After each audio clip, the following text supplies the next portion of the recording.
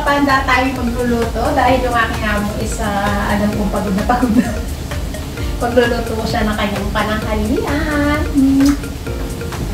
Ayan. Wala na kaming itlog. Dalawa na lang ang aming itlog. Ito na lang natira. Mamaya bibili ako, guys.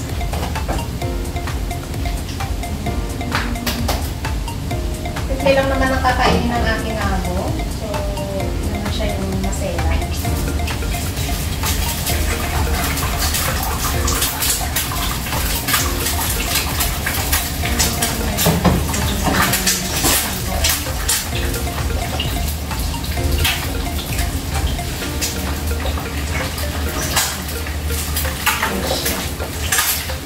Tapos, may habang nagluluto ako ng mabuti.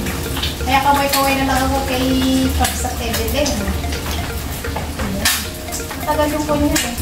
30 minutes. Ayun, nayaan ko lang siya dyan.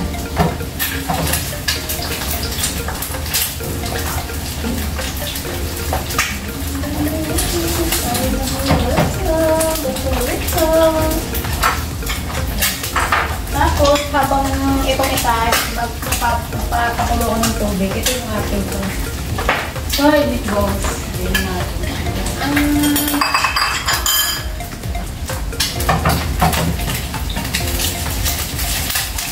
Actually, naka-ready na lahat. Ito yung gulay. Ayan, nahugasan ko na yan. Kawawa yung amo ko yan. Hindi ko magluluto na ako ng pananghalian mo na. Tuwang-tuwa naman siya.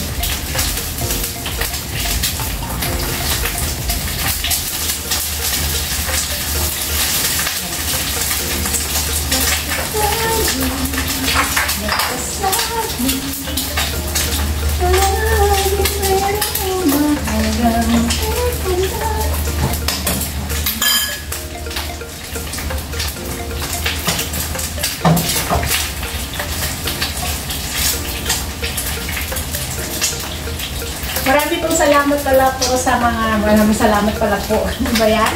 Maraming salamat po sa mga nagpunta, nag-tambay, sa ating live. Maraming salamat po. Hindi ko na kayo maisa-isa.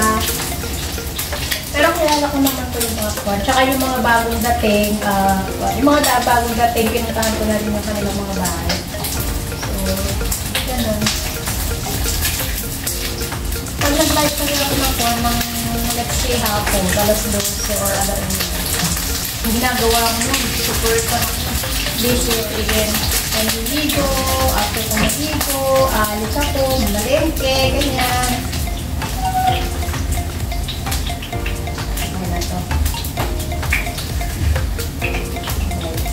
Ito na lang. Isa na lang.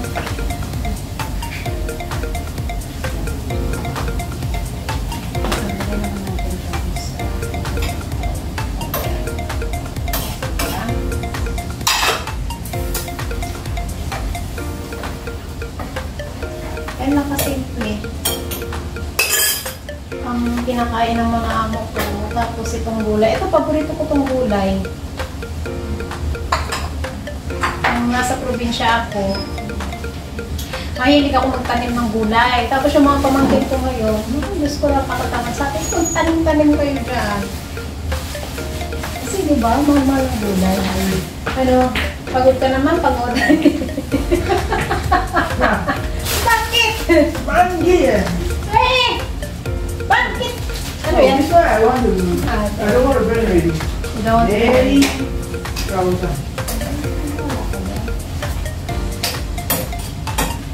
Guys, so tutuloy na natin ang ating pagluluto. Maraming pong salamat sa inyo ng sawang panunod sa mga videos at pag-support na kay Panda.